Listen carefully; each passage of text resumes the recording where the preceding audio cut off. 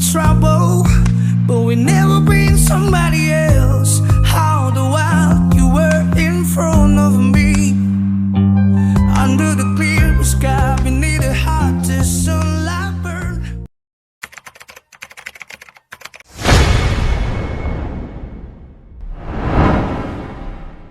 Hai, perkenalkan, namaku Aska. Ini kisahku, mengisahkan sebuah masa lalu yang sebelumnya tidak bisa dikisahkan. Terlahir dari keluarga cemara, membuatku bahagia. Tapi, itu hanyalah kenangan masa lalu semata. Semenjak ada orang ketiga, semua hancur berantakan tak tersisa.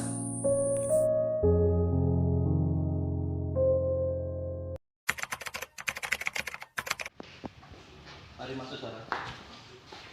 Ini siapa, Andre? Siapa wanita yang kamu bawa kemari? Kenalin, aku Sarah, istri barunya Andre. Kudengar kamu cerai kan sama Andre? Bukan begitu, kan? Dan juga sebenarnya aku mengetahui kalau kamu itu bersama laki-laki lain. Dan aku juga memiliki hak untuk memiliki istri baru.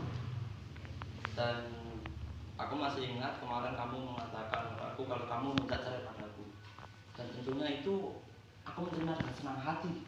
Kenapa harus tidak? Jadi kamu menyetujui penawarku untuk bercerai? Ya. Jelas, Andi. Jelas. Kita sepakat kan cerai? Tentu sepakat.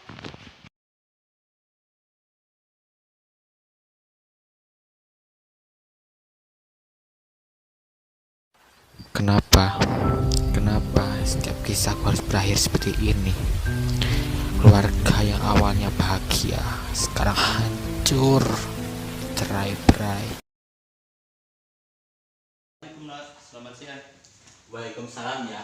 Tuh ya, itu siapa ya? Kau udah tangan-tangan. Jangan biduan ya, parah sih ya. Kamu jangan berprasangka buruk dulu, nah. Nanti saya ceritakan. Jadi ini itu Ibu Sarah, nak. Beliau ibu kamu yang baru. Beliau ini orangnya begitu baik, nak. Beliau itu jauh dari ibu kamu yang dulu. Orangnya ramah, orangnya suka penyayang, murah senyum, pokoknya bisa menjadi pendingin rumah, nak. Ayah, bukannya kemarin aku menolak. Bukan karena apa-apa, tapi kan ayah kemarin baru saja cerai dengan ibu. Masa sekarang sudah berani membawa wanita baru ya? Jadi begini, nak. Sebenarnya ayah itu sudah tahu kalau ibu kamu itu bermain di belakang ayah sudah lama sejak dulu.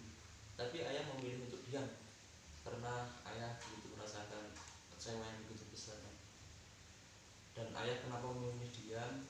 Karena ayah dengan diam itu bisa menenangkan hati ayah. Jadi pas kejadian ibumu itu kepergok selingkuh, ayah itu sudah berdamai dengan rasa sakit ayah.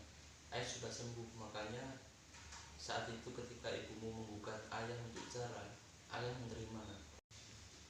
Buat apa ayah mempertahankan cinta yang tidak tulus, nak?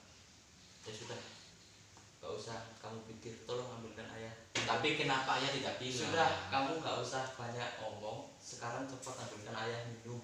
Ayah lagi haus.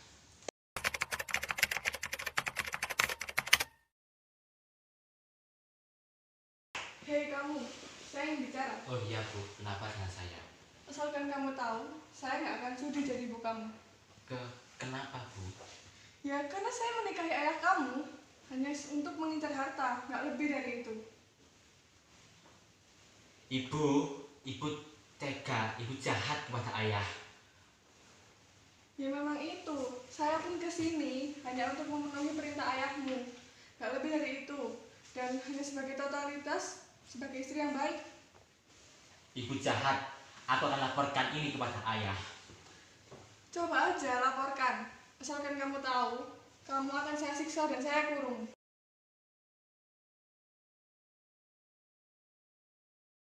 Baiknya kamu ikut Bibi saja. Bibi tidak tega melihat kamu diperlakukan tidak baik oleh mama tirimu itu. Tapi Bi, Aska masih ingin tinggal bersama ayah. Ayahmu berhak dengan wanita itu. Tapi jika kamu ikut dengannya, apakah kamu akan baik-baik saja? Benar, Bi. Kalau begitu, Aska akan ikut Bibi saja. Baiklah, ayo. Ayo.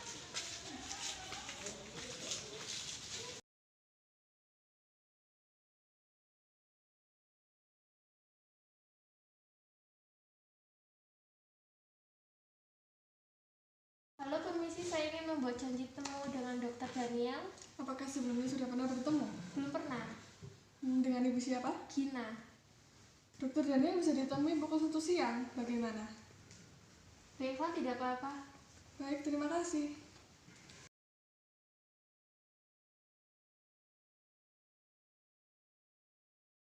Selamat siang. Ada yang bisa saya bantu? Selamat siang, Dok. Saya mau konsultasi tentang keponakan saya. Baiklah, silakan dilanjut. Keponakan saya suka menyendiri, terus menangis tanpa sebab, terus kadang itu dia suka lempar barang, terus gak bisa ngontrol emosinya. Apakah ada penyebabnya seperti kecelakaan atau trauma yang dialaminya? Ada, Dok. Keluarganya itu ibu dan ayahnya bercerai, lalu istri baru ayahnya itu suka berperilaku kasar kepada Aska. Oh, baiklah. Mungkin itu terjadi karena traumanya. Jika saya boleh memberi saran, itu sebaiknya dirawat di rumah sakit ini. Baiklah, Dok. Terima kasih. Apakah kamar VIP terbaik bisa dilakukan untuk Aska? Kalau itu saya keberatan karena ruang VIP itu hanya untuk gejala pasien dengan gejala parah. Gak apa-apa, Dok. Soalnya saya ingin Aska merasa nyaman di kamarnya. Baik, kalau begitu saya usahakan untuk memberi ruang VIP dan mengusahakan terbaik untuk Aska. Baik, terima kasih, Dok. Permisi, berapa harga untuk kamar VIP? Kisaran 400.000. Wah, mahal ya, Mbak. Bisa dikurangin? Sebentar ya, saya tanyakan.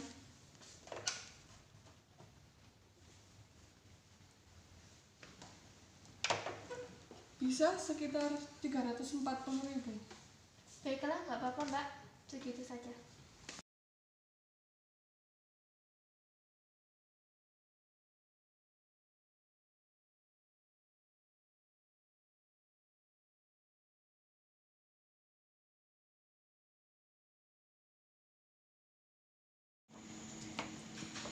Permisi, ini makanannya.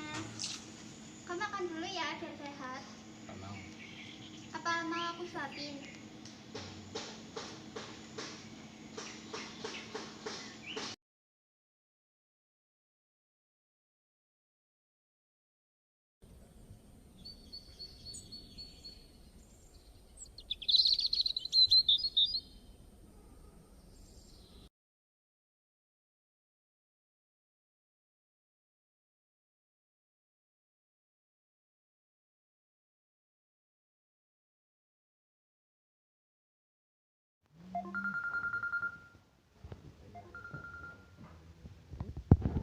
Naya, kamu apa kabar? Aku ada berita bagus nih buat kamu. Waalaikumsalam, alhamdulillah aku baik. Wah, ada kabar apa tuh? Di tempatku bekerja membutuhkan seorang perawat baru dan aku masih ingat janji kita. Kita akan merawat pasien bersama-sama kan? Wah, itu sangat berita yang bagus. Kapan aku bisa mulai merawat di sana bersamamu? Minggu depan kamu mulai bisa ke sini. Kamu kenapa diam, Nay? Kan ini kabar bagus. Aku ragu untuk meninggalkan tempatku bekerja sekarang karena ada pasien yang harus aku jaga. Kan di sana masih banyak perawat. Ayolah, Nay, di sini bayarnya juga lumayan besar dibanding tempat kerjamu. Baiklah, minggu depan aku akan ke sana. Oke, aku sudah tidak sabar akan bertemu denganmu. Kabarin ya kalau kamu sudah siap ke sini, Nay. Baiklah, aku akan istirahat dulu sekarang. Kamu juga istirahatlah. Baiklah, sampai jumpa, Nay. Gak sabar banget aku. Selamat malam, Nay. Assalamualaikum. Waalaikumsalam.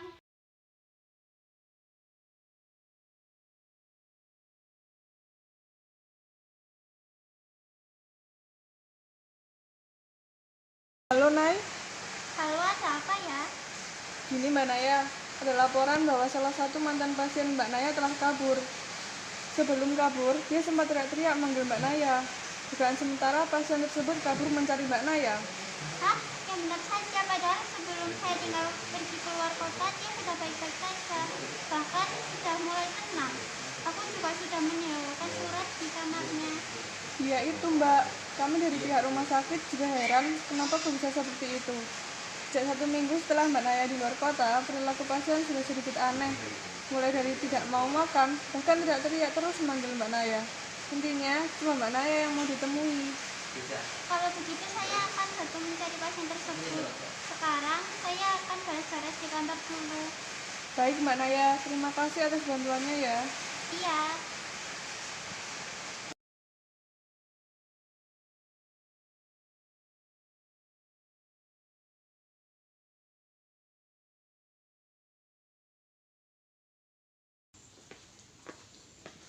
Aska, kamu ngapain di sini? Semua orang cari kamu. Gak kenapa ngapa. Sekarang pulang nih sama aku.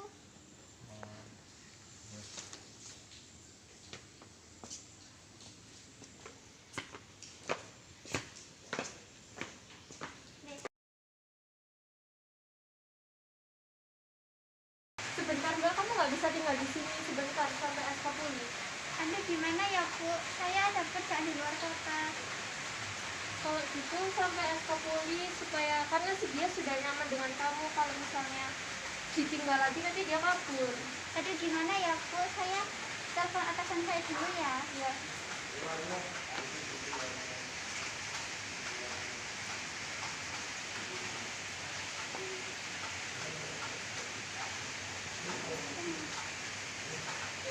Gimana Mbak? Apakah udah diizinkan? Iya Bu, saya diizinkan tapi cuma 2 minggu. Oh nggak apa-apa Mbak, kalau misalnya 2 minggu saja boleh. Mungkin boleh Bu. Oh, kalau gitu terima kasih ya Mbak. Iya sama-sama.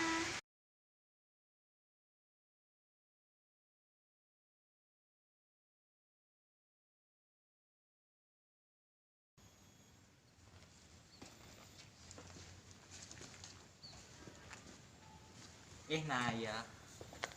Aska, kamu yang pernah aku rawat dulu ya? Iya, aku dulu yang pernah kamu rawat. Gimana kabarmu sekarang? Alhamdulillah sekarang kabarku baik-baik saja dan sekarang aku sudah sembuh total dari penyakitku berkat doa dari keluarga dan support dari kamu juga waktu itu. Baguslah kalau begitu. BTW bagaimana kabarmu Nay? Aku baik-baik saja. Sekarang aku juga sudah kerja di sekitaran sini, tidak di luar kota lagi. Oh bagus dah gitu. Jadi kita sudah tidak terhalang jarak lagi. Hehe. Aska, aku pergi duluan ya. Mau kemana Nay emangnya? Aku kan mau lanjut kerja. Oh alah. Boleh minta nomormu gak? Ini aku ada kartu, nanti kalau mau hubungin aku. Oke siap cantik. Kamu bisa aja. Aska gitu loh, bisa aja loh. Ya udah aku pergi duluan ya. Oke, Bye-bye. bye-bye.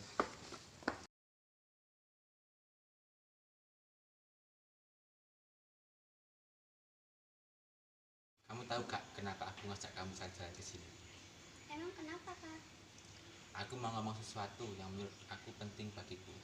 Emang ngomong apa? Ada teh. Tapi sebelum aku ngomong, kamu tahu gak kenapa aku kok bisa sembuh? Ya karena kamu rutin menjalani terapi yang diberikan. Ya emang apa lagi? Semudah itu ya mengatakan sembuh hanya dengan terapi semata. Nah kan emang rasionalnya kayak gitu. Ya udah. Tapi aku mau cerita sedikit.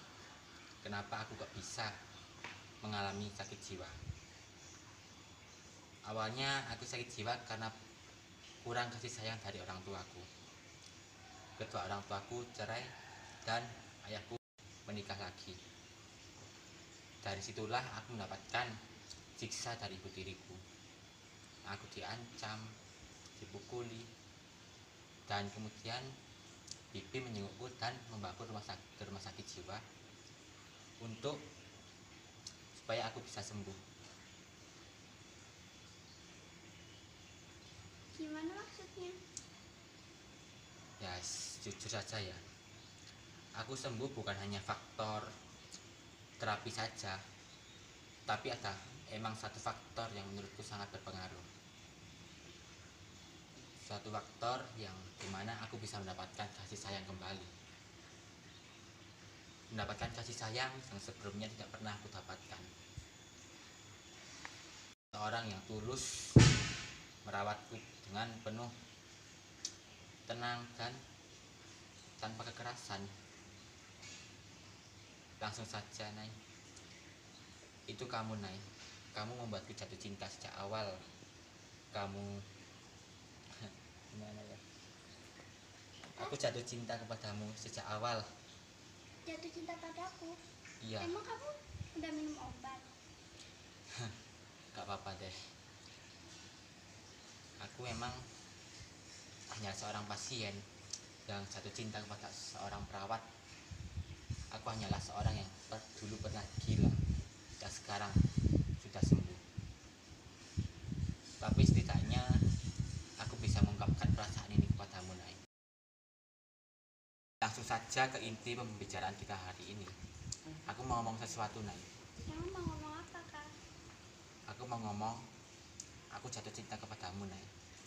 Aku benar-benar jatuh cinta kepadamu. I love you, Nay.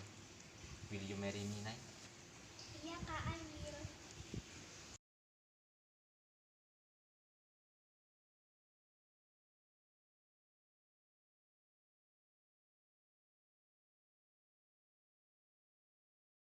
Tidakkah cukup yang engkau lihat? Pertemanan ini sungguh berat. Tidakkah indah bila kita bersama, tapi tidak di mimpi saja.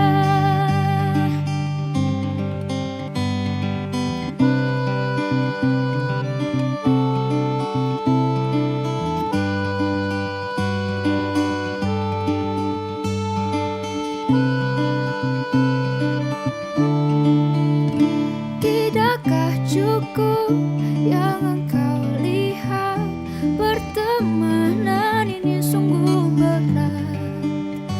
Tidakkah indah bila kita bersama, tapi tidak di mimpi saja.